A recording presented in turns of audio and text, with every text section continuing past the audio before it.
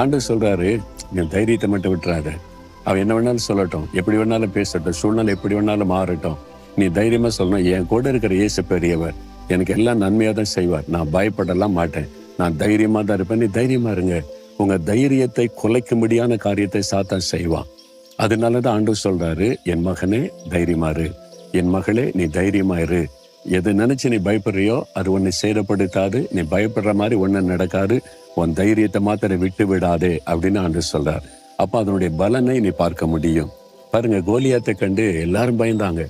பெரிய ராட்சதன், அவ்வளவுதான், நம்ம ஒண்ணு செய்ய முடியாதுன்னு. தாவீது தைரியமா போய் முன்னால் நிக்கிறார், பயப்படவே இல்லை. அவர் சின்ன பையன் தான் தாவீது, ஆனா தைரியமா போய் நிக்கிறார், தைரியமா நின்று பேசுகிறார். எப்படி அவனுக்கு இந்த தைரியம்? ராட்சதமா இருக்க சின்ன பொடியன் வந்து பேசுறான்னு நினைக்கிறார். ஆனா தாவீதுக்குள் எப்படி தைரியம் வந்துச்சு?